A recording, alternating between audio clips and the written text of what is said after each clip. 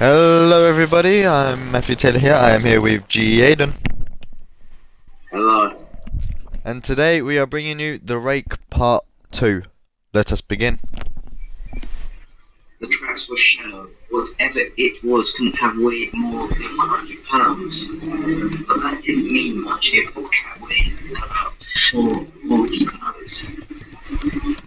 One nearly ripped up my damn throat. All that means is that it's quick and hard to hit. So we follow the tracks, and it doesn't take us long to find out where it is. There's this old school that sits on the top of a hill. Half of it has been ripped out by a tornado, but nobody lives there, not for a long time. We caught homeless people in there sometimes, or druggies for a safe place to shoot up. We figured maybe that was it. Maybe it was some sick kid riding a high. But we didn't think that for long. We get within 50 yards and hear this noise, a screeching kind of sound. It was sort of made up of two different sounds. One was high-pitched screeching, another was low-pitched growling. It was making both at the same time. We get within 20 yards, and we hear this sound. I can remember thinking that it sounded like paper being torn apart, or someone was swinging water in a bucket back and forth. Dad looked at me, kneels down and whispers, "I gotta stay behind him, 'cause we're about to corner him. Any animal will fight when it's cornered, especially when it's a predator.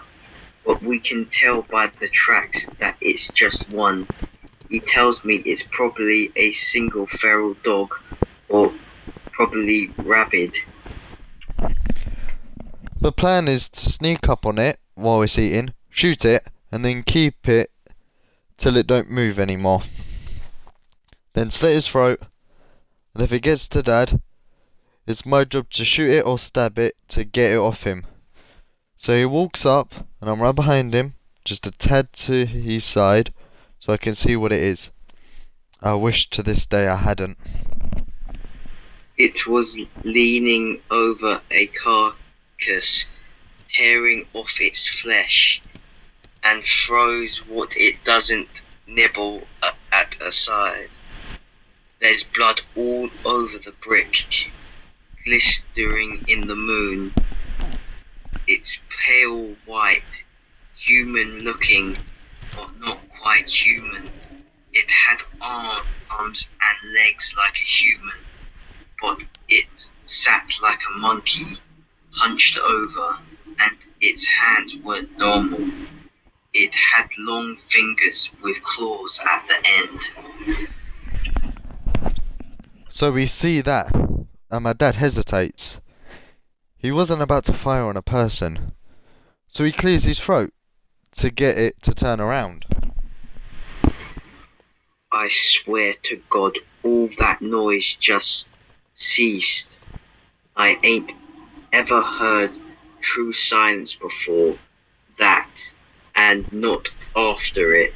But for 2 seconds, nothing made any noise, which made it all the louder when it turned around, made this shrill crying, and jumped on Dad. He got a shot off. I think he missed. If he hit the thing, it didn't mind. But it was on him, tearing parts of him off. I started shooting at it with the 22 point blank, but it barely bled the thing. I got off 5 rounds, and then I started hitting it with the gun butt, but it wasn't budging. It didn't even register that I was there. It was clawing at my dad, taking bits off his flesh. It starts on his torso, ripping off the skin. His tit, then it moves up, tore off his throat, then tore off his nose, his eyes. It scalped him, then it started digging in. ripping off the bottom half of his jaw, little bones and that tube in your neck. Then his ribs. I don't exactly remember what happened, but somehow my dad's knife ended up in this thing's shoulder, and my dad ends up on my back. I'm running, and by God, I'm running faster than I'd ever ran before, and it's following me. I end up back in the woods opposite the ones we've been in. I'm heading towards my landlord's house because it's half a mile away. I can hear this thing screeching and moaning. I hear these tree branches cracking and get thrown around. It sounds like someone's taken an axe to every single tree I pass. It's cracking so loud and often, but I just can't look back. Finally, I trip into gravel. I look up and there's my landlord and a bunch of his buddies drinking around a campfire. I scream and cry and they come over. I'm telling them to call an ambulance and he looks at me and I'll never forget what he said. "What is that on your back?" he asked me. Just as he said that, he saw one of those god-awful flannel shirts my dad wore everywhere. It was what was left of my dad, most of his head, his torso, but nothing after the waist. Suddenly we hear it, screeching.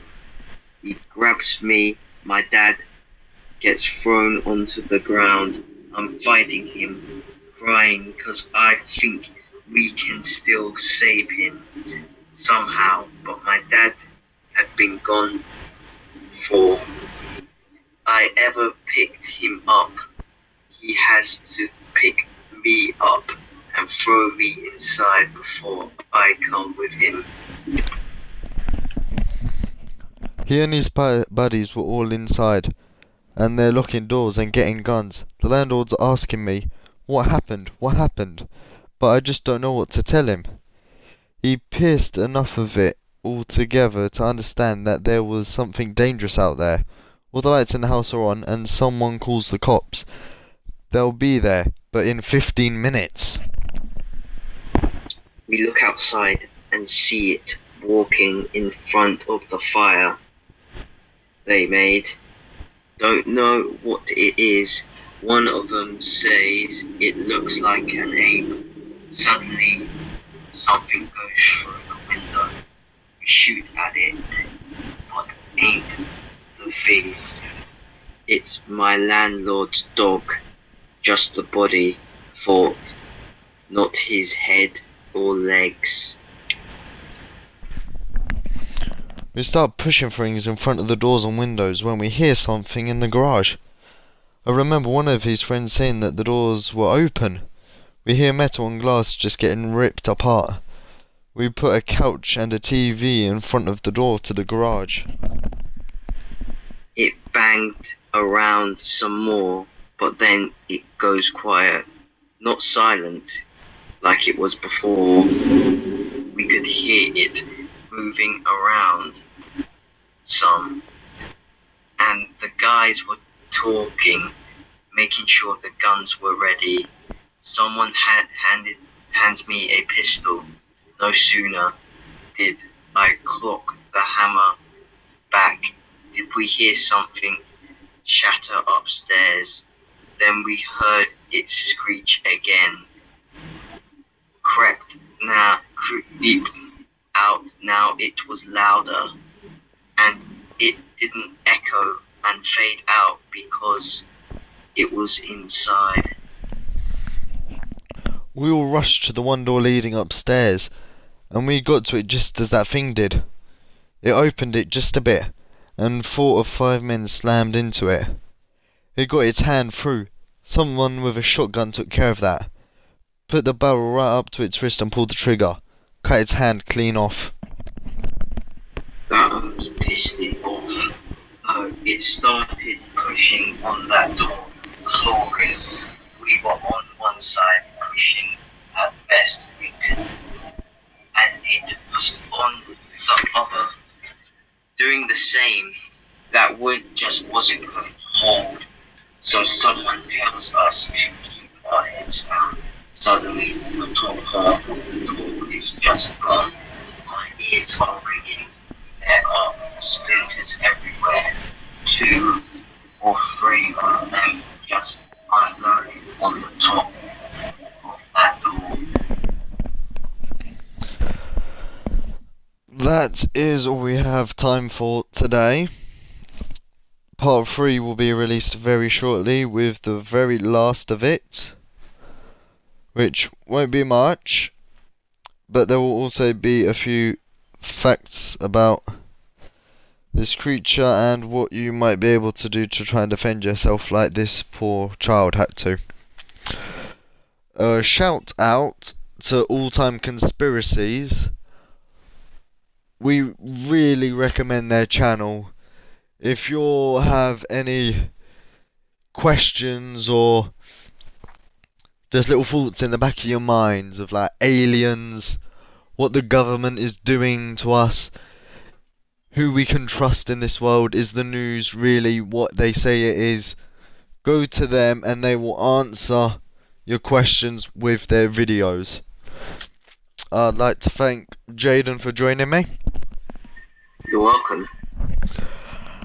I would really recommend subscribing to us. We upload on a daily basis. We get out as much information as possible as well. On the note of Project X, there is a little teaser we have for you. It's a riddle. What is tall, thin, and lives in the woods?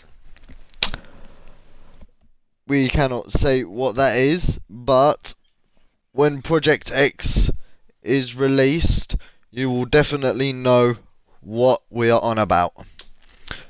If you'd like to take a guess, just comment below. And if you like this video, please leave a like button. Please check out our other videos. And it's a bye from Jaden. Bye. And it's a bye from me. Bye.